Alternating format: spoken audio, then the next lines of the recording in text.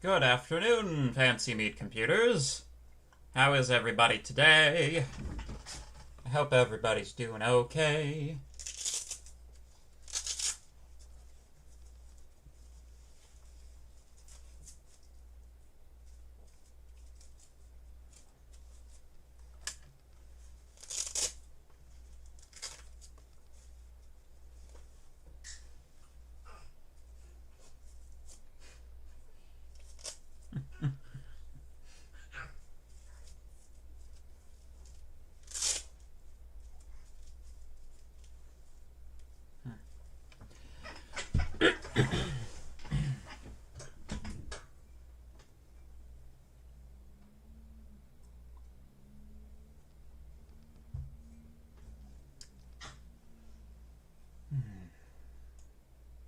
Four people watching currently.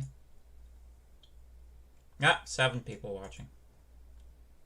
I suppose I could, like, follow the link, and then I would be watching too.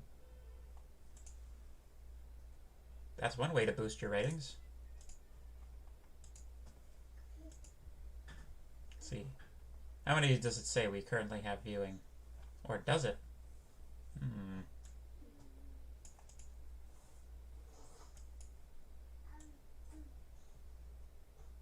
9. Yes.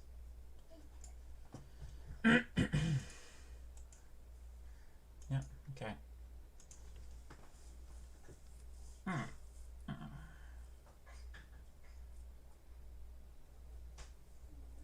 Looking for a place to rent in Hamilton.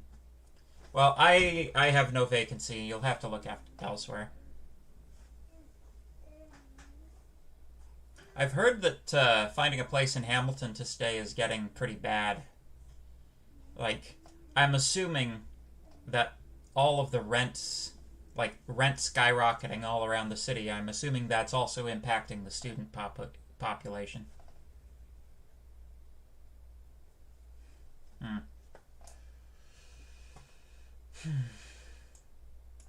Yeah.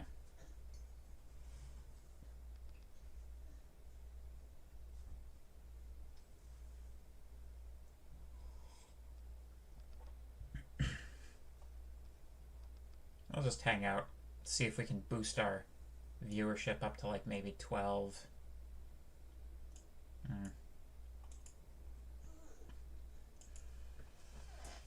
Yeah.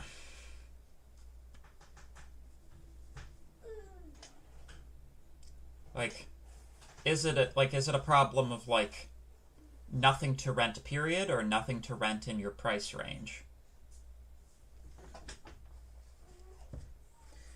Yeah, and it's also like it can be very not fun living in a place that's at the bottom of the rental ladder, you know?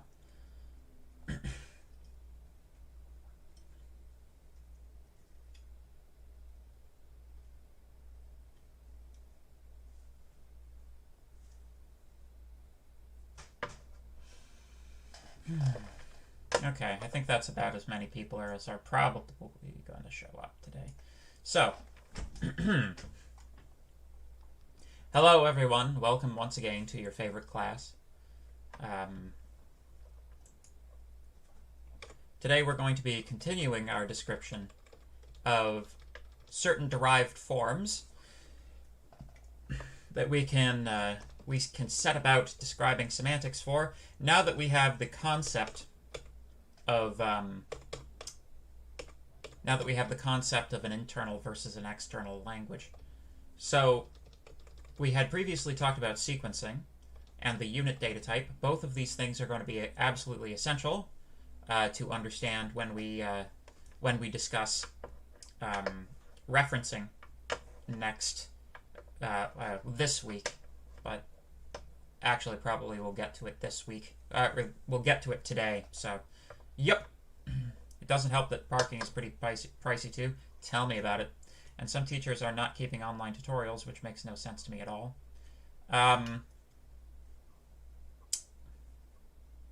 Yeah, you know.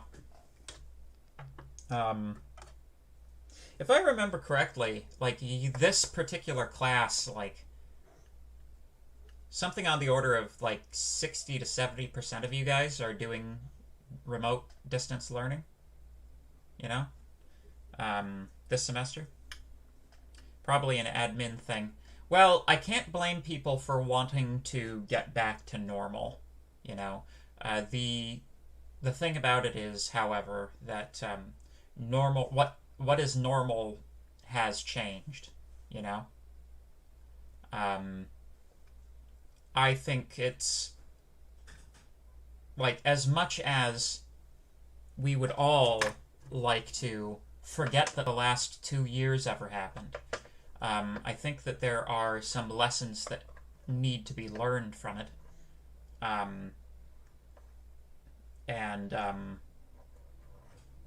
You know, like, I'm not sure that going completely, like, reversing everything that was done to accommodate people for the pandemic, I don't think that's a good strategy, right? Normal is the vector that allows shading to happen. Wah, wah. Yes, thank you.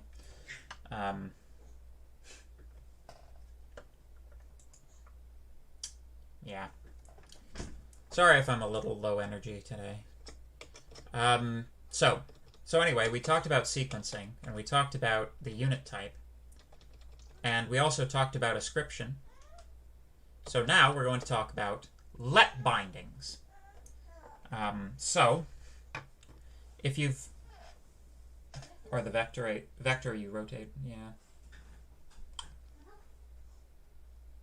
They shouldn't have announced getting back to normal in the middle of the school year with no time to plan for it. 3GC3 has really been getting on my nerves lately. Is that like computer graphics? Like a GC, graphic computing? Something like that? Yeah. Well, the administration would argue that it's been the plan since the summer. Cool. It's been this plan since the summer that the university would get back to get off of online and back to in person by the winter semester. Like, that's been the consistent plan since they rolled out the plan for the year in the summer. So, you know, in theory, that's, you know, in theory, they are sticking to the plan. The thing about it with us, like in a computer science program, it's like I feel like if anybody was likely to have adapted well to the remote learning type thing, it would have been the computer scientists. So to some extent, I think you guys are probably pretty it's going to be terrible for me to say this, but maybe you're a little bit spoiled with the people who are, you know, spoiled by the fact that you are computer people, so learning through computer is not terrible with you, right? Consider the poor humanities students whose professors can't hardly work their Facebook, you know? How the heck are they supposed to teach online, you know?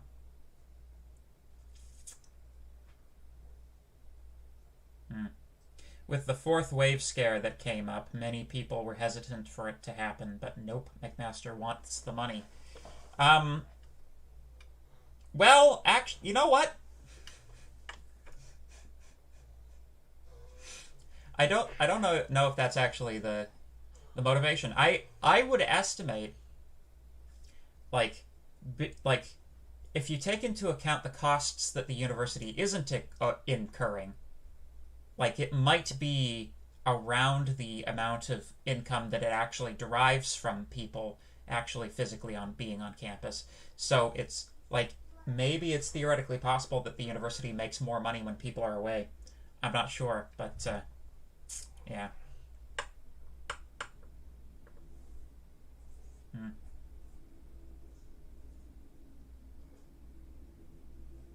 Hmm.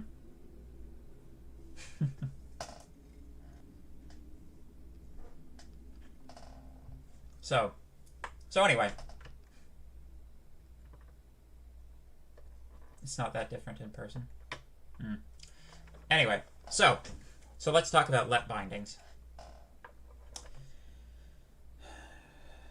So, in Haskell, the thing, like, your touchstone for understanding what I'm talking about when I'm talking about a let binding is a where binding in Haskell. You kind of, like, there's, like, two styles to doing a let binding. It's kind of like how you have for loops and while loops. If you have the binding first and then the thing that it then sort of the area of effect of the binding after the binding itself, you would say it grammatically, let this be that in this other thing. Whereas, if you define the binding after the sort of domain of applicability of the binding, it's like this where this is some other thing. And that's the that's like you're probably going to be more familiar with where bindings than let bindings in Haskell, although it has both. Especially, like, particularly, you'll probably have used at least a couple of where bindings over the course of the two projects we've done so far. Yeah. That course, so 3SD3, that course needs to be torn down and rebuilt from the ground up. Give it the 3MI3 treatment. And a better textbook that isn't also good. Oof! Yeah, I can attest to that. There is, like, not all textbooks are created equal, folks. Not all textbooks are created equal. When you have a good textbook, that makes a good course. Like, when I do my course design, when I have a good textbook, I try to allow the textbook to explain itself the way that it does, because it was written by someone more intelligent than I am. But, yeah, for most subjects, there is a good textbook out there. But, yeah.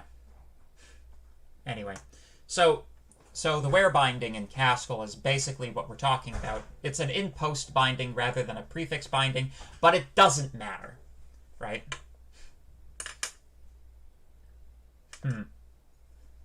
The prof is always complaining about the textbook and why it sucks, but he chose the damn thing.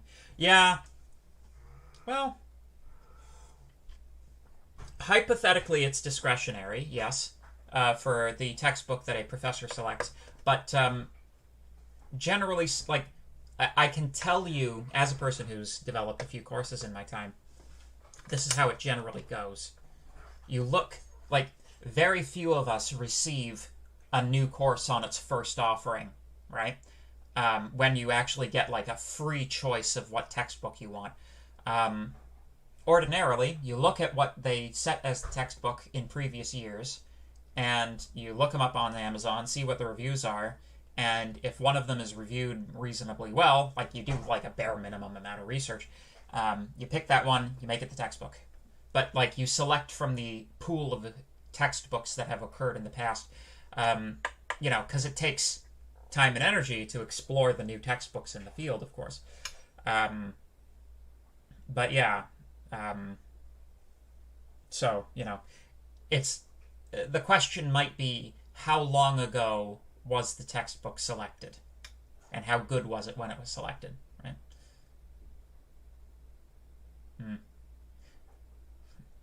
Look, I get too confused by weird scenarios involving smokers and philosophers to even look at the textbook. Meh! Yeah.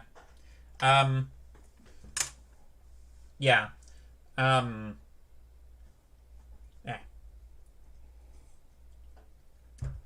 On the subject of smoking in textbooks,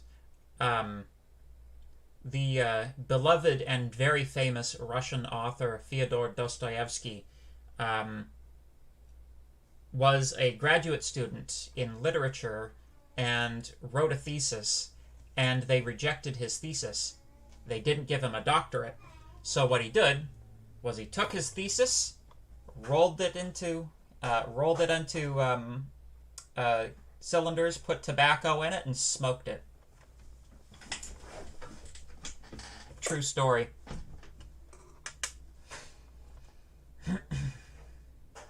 Yeah. So anyway, so let bindings. When we're writing complex expressions, it is often useful to give names to sub-expressions so that they may be referred to by name. We've been doing this informally since we introduced lambda calculus. So the process that we're describing is not substantially different from using a variable name. Yeah, you remember how like we would call a certain lambda expression add and then use it as add and expanded it when we needed it. This is basically the type of thing we're talking about. The main way of doing this in Haskell explicitly is where bindings, although the process is also implicit in pattern matching. Semantically, we want the term let x equals t1 in t2 to evaluate to a substitution for x of x for t1 in t2. So this is actually what it all boils down to is a substitution, and the substitution that it boils down to is actually identical to the substitution in pure lambda calculus, where you're applying a term to a lambda expression and replacing all instances of that variable in the sub-expression with this new term that you've introduced. It's the same substitution. It's just a different way of going about it. Unlike our in-class example, we don't substitute one at a time, but all at once. So, because, when we were doing this in lambda calculus, we would only expand, the definitions that we were currently on for compactness so that the damn expression would fit on the damn slide. But with this one, because it's like, it operates at the same level of a lambda abstraction, or a lambda application, all substitutions are performed in one fell swoop.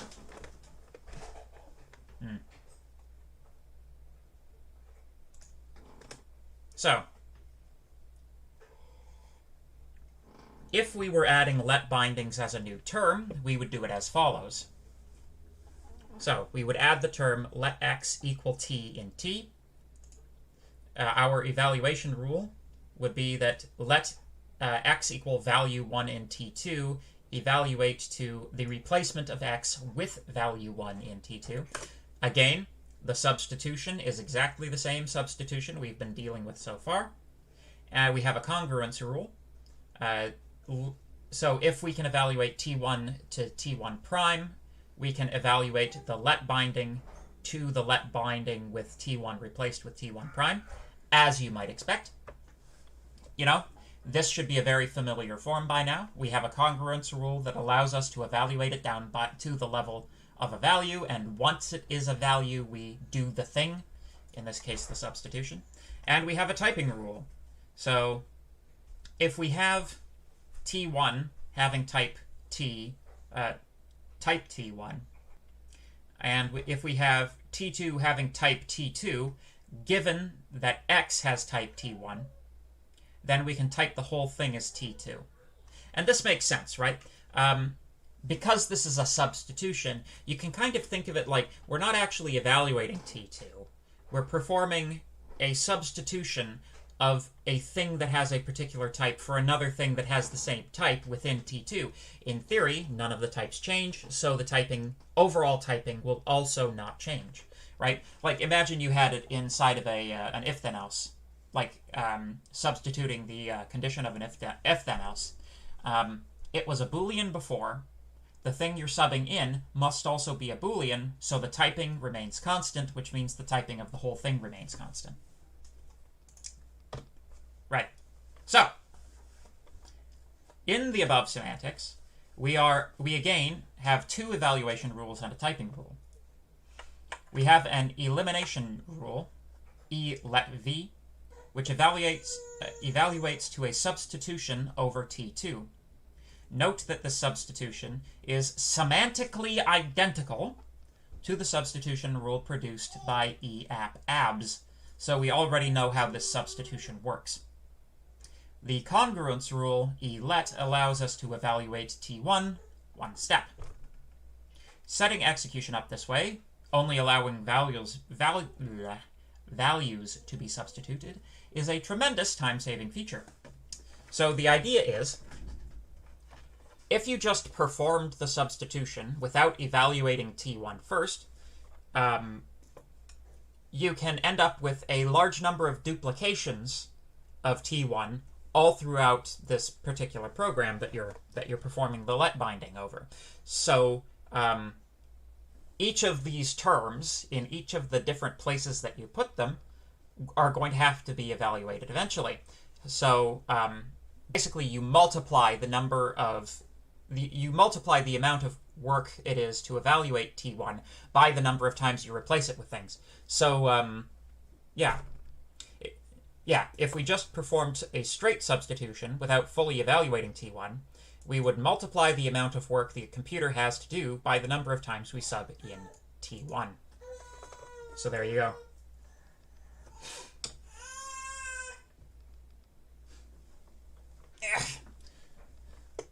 So, for typing, it is obvious that the type of the let binding should be the type of T2.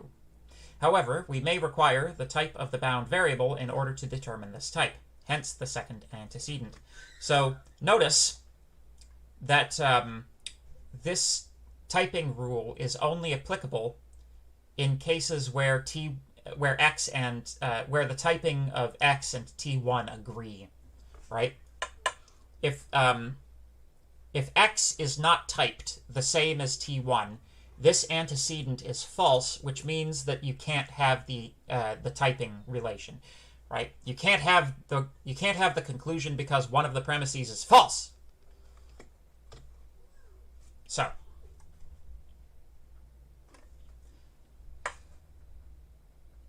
oh my God, Mark, come on! It's not my birthday. Don't try to start that.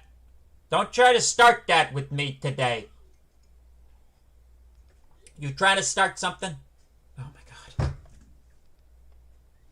It's not my birthday. My birthday is February 12th. Yesterday was my wife's birthday. But, thank you, Mark. Thank you. That was a bit of a meme in the first year class this morning, which Mark was attending because he's a TA for that class.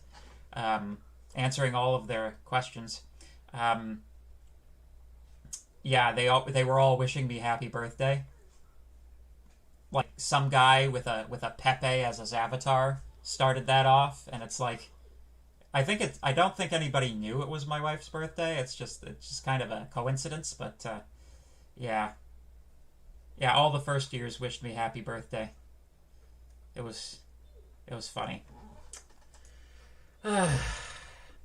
And then it was some other guy's birthday in the class, and then he got birthday wishes too.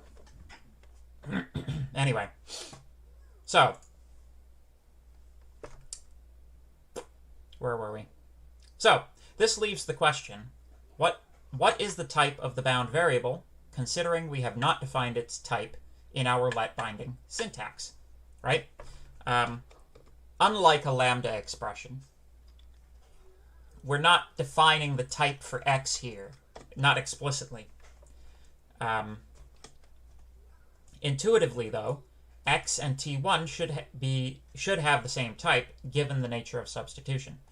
We have proven theorems to this effect in the past. Hence, our first antecedent. Whatever type is derivable for t1 will type x for the purposes of finding a typing for t2. And if t1 is not well typed, then neither is our let binding. There we go. So, finally, can we express let bindings using a derived form? Well, yes, but actually no. So, intuitively, we can construct the called for substitution easily enough using an abstraction application pair, right? It's just substitution. So we know how to do substitution. We just set up a lambda expression and apply something to it, and that does substitution. So we could say let x equal t1 in t2 can be defined as lambda x typed t1 over t2 apply t1.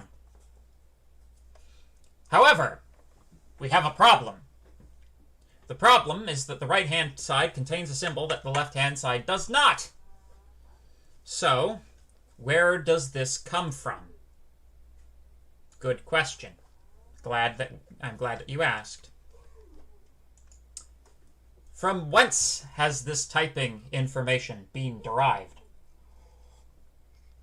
So, essentially the problem here is that in order for this to work, we require this typing. It's required, like, at a syntactic level, this typing annotation is required. However, to find it, we have to type evaluate t1, right? So this is not just a simple straight substitution, right? We can't just take the terms of the let binding, rearrange them slightly, and come up with the derived form, or come up with the internal representation. It's not so simple.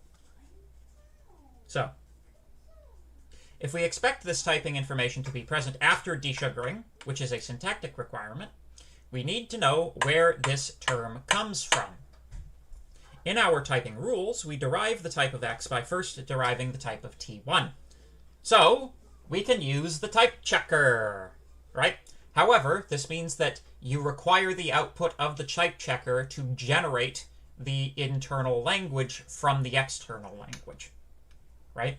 So, we have two options. Actually, there are two general approaches to this type of thing.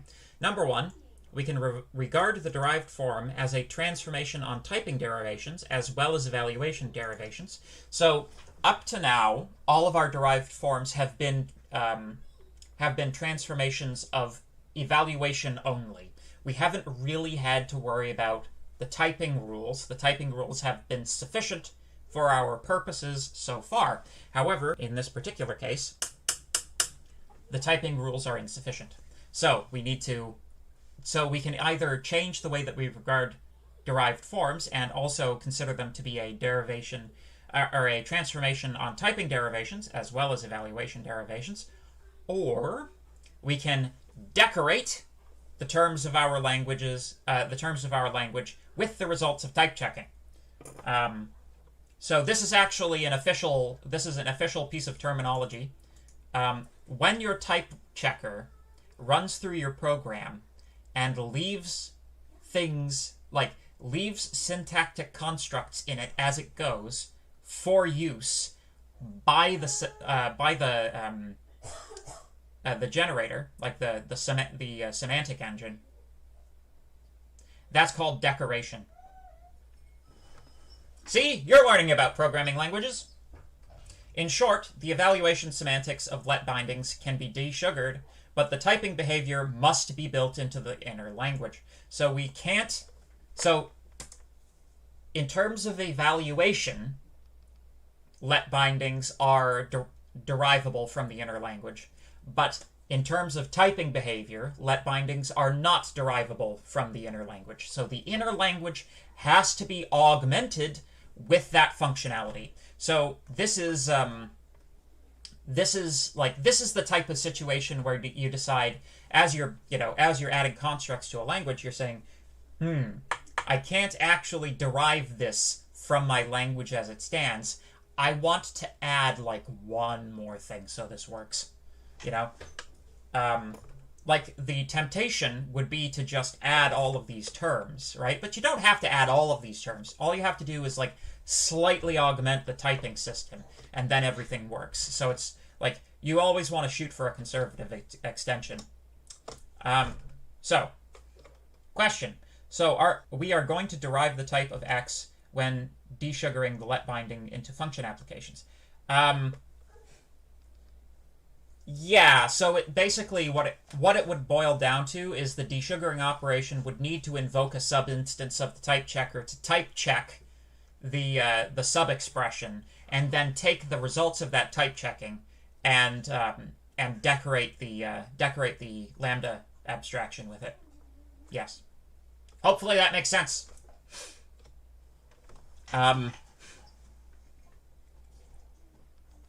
So yeah, any questions about let bindings or anything of the internal versus external languages material? If not, we're going to move on to one of the more fun and applicable topics of the course, which is referencing. But I just wanted to share this little piece with you because I was reading the Peirce book, and I noticed, I had to squint at it and be like, is the textbook sassing me? I think the textbook is sassing me. So the textbook was sassing me. The formalization of pairs is almost too simple to be worth discussing by this point in the book. It should be about as easy to read the rules in figure 11.5 as to wade through a description in English conveying the same information. Which, that may be true, but a little harsh. It's a little harsh. What if I still want the English descriptions, man? Basically, once we are actually going to cover this material when we talk about data structures, which I think we're going to do next week. And so we are actually going to talk about pairs. So my job as the professor is to add the English descriptions that the textbook doesn't want to give you, because you should already know it by now. But yeah, I just thought that was cool and funny. You're too high level now for me to baby you, peasant. Yes, it's like, get on my power level. That's basically, that's what the textbook is saying to you, is get on my power level. All right. So, cool. So let's talk about references. And I'm not talking about humorous references. I'm not talking about referential humor. So first of all, full screen that. Yep, thank you. First, I'd like to apologize. I don't quite have the slides done for the whole week. I have maybe one or I have two more sections out of the textbook, I think, to slidify. So hopefully I'll be able to get that done sometime today, and you guys can have the fully done version of the slides. Make it up as we go. Sure! Alright, so the way that you do references is you just do it the way that Python does it. Done. Bam!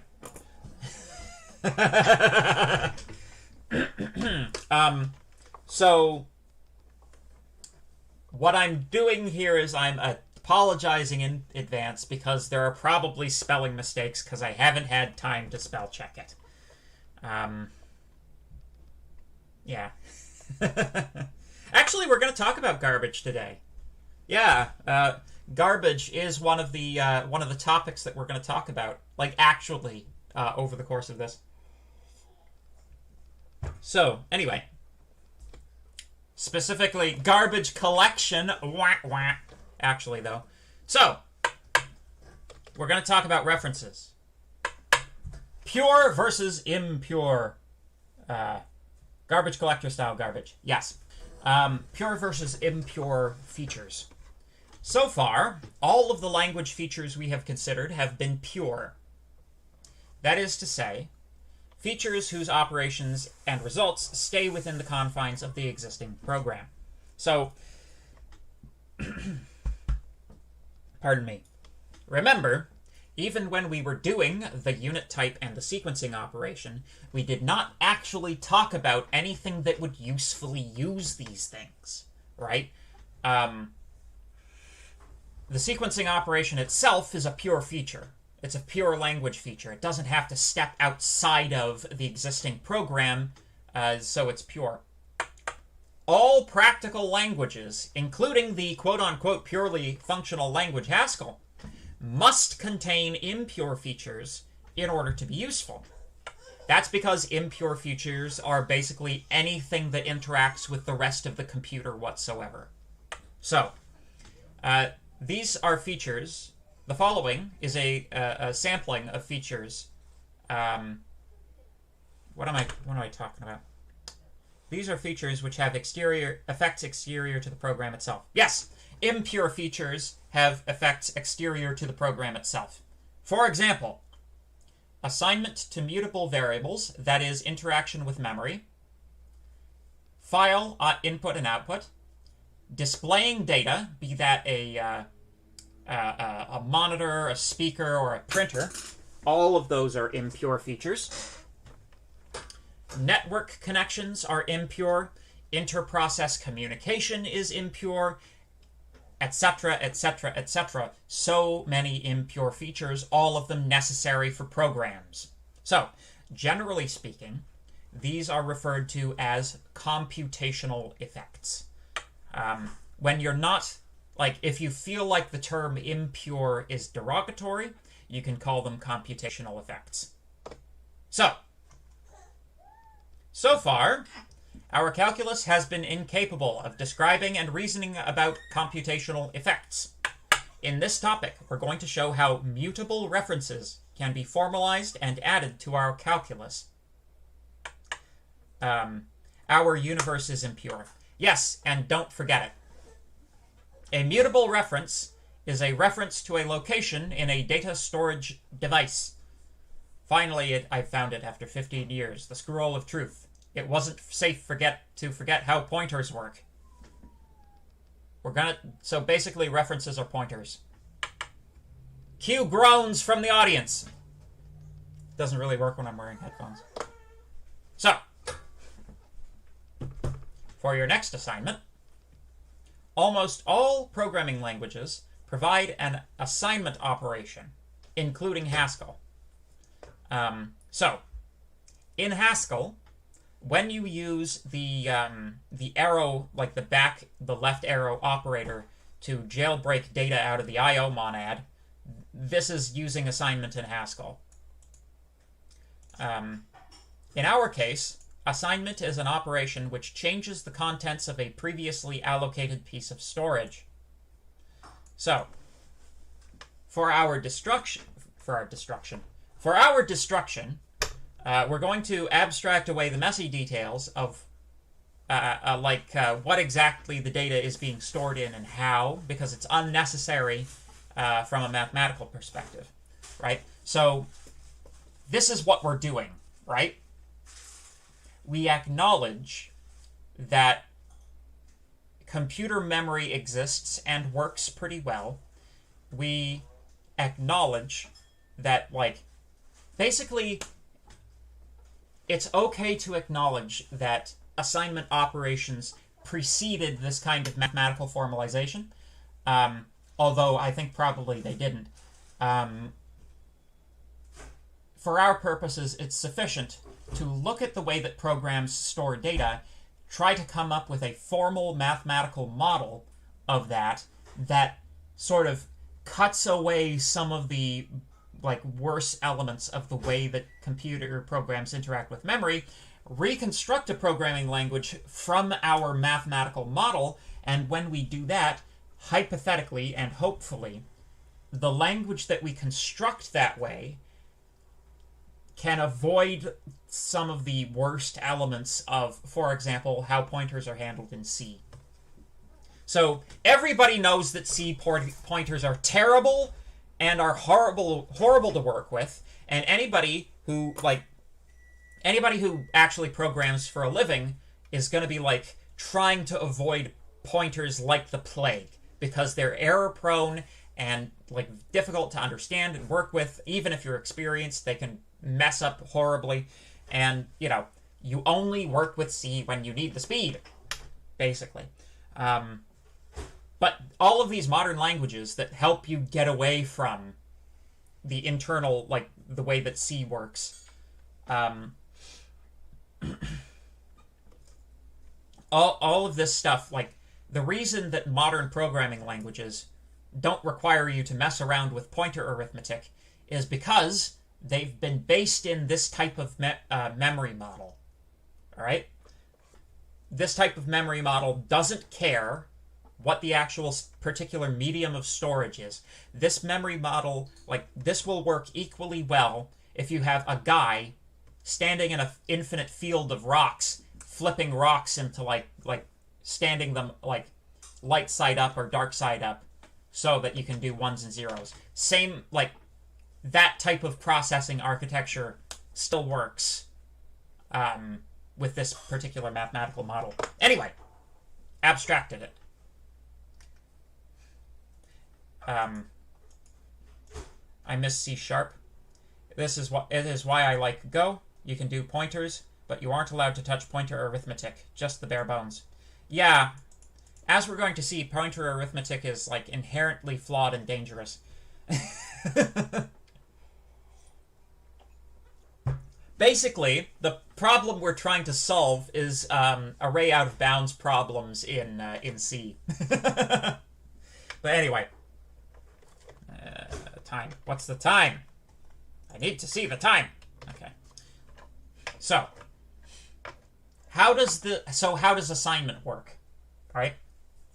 So, in general, variable storage is comprised of 3 distinct operations, right? Some or all of which are implicit, depending on the programming language that you're using. So, well, not all, but at least 2 of these can be implicit depending on your programming language. So, number 1, memory allocation. This is also known as referencing, creating a reference. When you declare a variable, you are allocating a space for it in memory and obtaining that location in memory and identifying the variable with it, right? This is referencing. Number 2, you need a store operation, aka assignment. So you need to be able to take a value, store it in memory. Number 3, you need to be able to retrieve that information. So you need to be able to take a location and go look up the corresponding value in memory and return that as a result. Depending on the programming language you're using, some or all of these operations may be implicit in the language's grammar. So, yeah, like it depends. It depends on the situation. I just thought of an example where assignment is implicit. It's the increment operator in C, right? Like I++ is implicit assignment to I, right? It's implicit because you don't actually use the assignment operator during that. Although you could make the argument that it is an assignment operator, but it doesn't look like one because it's not using the symbol. I think it's implicit. I think assignment is implicit in increment. Fight me. So, anyway. So, Python hides allocation and retrieval, but storage is explicit, right? So, you assign to a variable explicitly, but the allocation of that variable and the dereferencing of it when you use it in a expression, those are both implicit. In C or C++, you hide retrieval, but allocation and both allocation and storage are explicit, right? Because you have to declare your variables before you use them. You declare them with or without initialization, and you declare them with an explicit data type, right? C has a variable instantiation mechanism, whereas Python largely doesn't.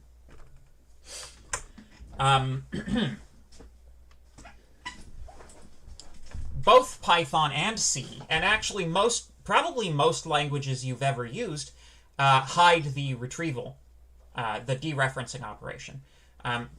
Mostly because it would just be a pain, right? Most of the time it would be a pain to, if you had a variable, have to like prefix it with a dereferencing operator each time you want to actually get the value back. Like that would be a pain in the butt. So most people keep it implicit. But in ML, the dereferencing operation over allocated storage is actually explicit, which is kind of interesting, right? It tells you how much of ML, like ML is not really made for storage. It's like, as multi-paradigm languages go, ML like skitters very close to the functional side of things. It's like normally, like, well, a lot of people use OCaml now instead of just plain ML. It has a few variants, but if you're dealing with functional languages,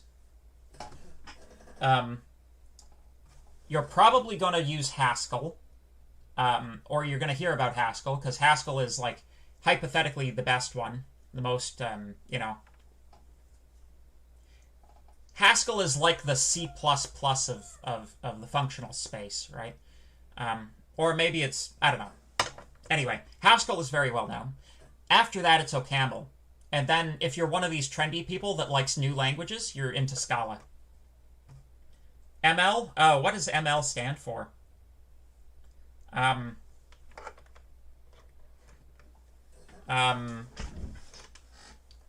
don't know what ML stands for. Let me take a look. ML language. Meta language. ML stands for meta language. I'm so meta, even this acronym. So, Joe, isn't retrieval not always hidden in C, C++? Like, if you have a pointer, you can dereference the pointer. Yeah, but... So, yeah, when you're talking about pointers, you do have an explicit dereferencing operator. But it's a little bit different because a pointer is a memory, like, okay. So you have a pointer, right? The actual physical, like, the physical value at the memory address, right? That's, yeah, like if you open up the pointer's memory address and look in, you see a value which is a memory address, right? So you dereference that value to get to some other place in memory. But the dereferencing that allowed you to look inside of the pointer to begin with, that's implicit. Ha! Yeah. Yeah. So, retrieval is implicit in Python and C because when we retrieve a variable's value inside of an expression, there is no explicit retrieval operator. In ML, there is an explicit retrieval operator. It's exclamation point. So, in order to formalize memory interactions, it makes sense to keep these three operations separate and explicit. We will therefore follow the ML model. So our programming language that we're working on here is going to have an explicit assignment, allocation, and dereferencing operation. And we're going to discuss the semantics for those three operations separately. So, we will use the expression ref value to denote the allocation of a memory cell. Note that an instantiation an initialization value will be required at a syntactic level. So if you don't provide an initial value for the memory cell, that's a syntax error. This operation creates a reference to a newly allocated memory cell, which must be captured in order to be preserved. We'll talk about what does the capturing later. For now, imagine something like a C++ program's namespace, right? We're going to, like, another way to think of it is we're gonna keep that reference that we create with allocation in a variable in the sort of lambda calculus variable sense that we were talking about earlier with let bindings. Yeah. We will use r : equals value to denote storage of a value in an existing memory cell, and we will use bang r, or exclamation point r, to denote retrieval from a memory cell. So, any questions about that? Because it's just about time for class to be finished.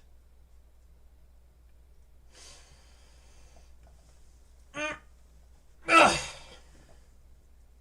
Facebook language, no.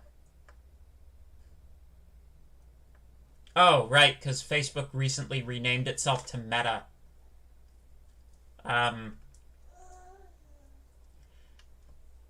You know, I've been having this thing lately where it's like, I wanna scream to the universe. Dystopian novels are not instruction manuals. You know?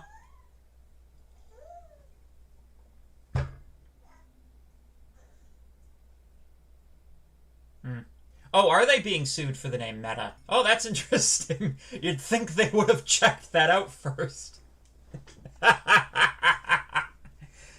Oh, man. Facebook is evil.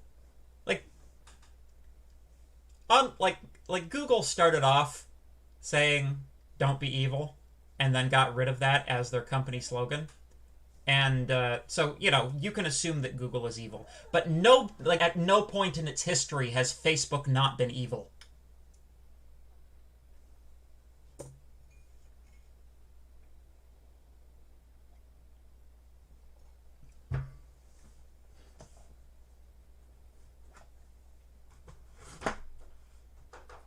Yeah. And I don't know, like, I remember the joke from when Twitter was first beginning to be big, that aliens gave us the code for Twitter as a joke.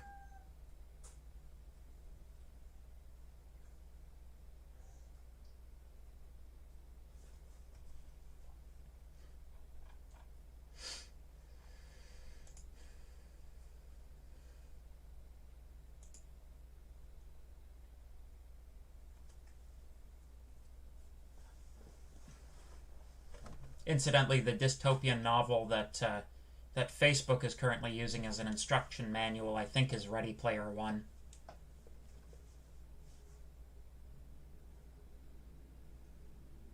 You could now reveal if that omega function is typable. There are still people on extensions. There's still people on extensions, my friend. Give me till Friday, then we'll talk about it.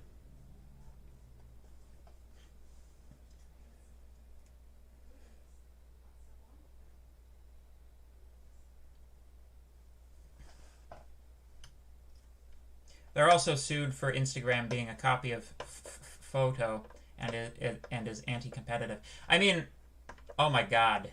Like, I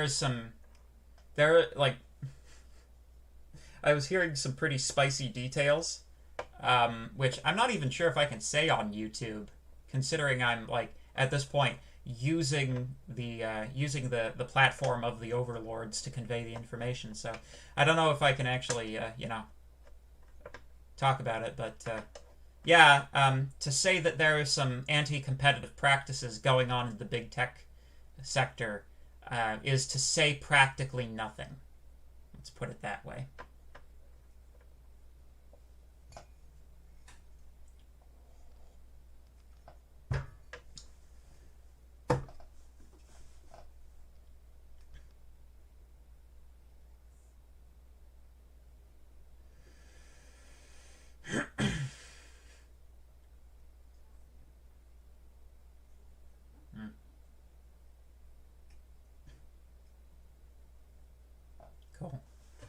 Well, if there's nothing further, I think I'm gonna log off here. Take her easy, folks. And, yeah. Anyway. See you, folks.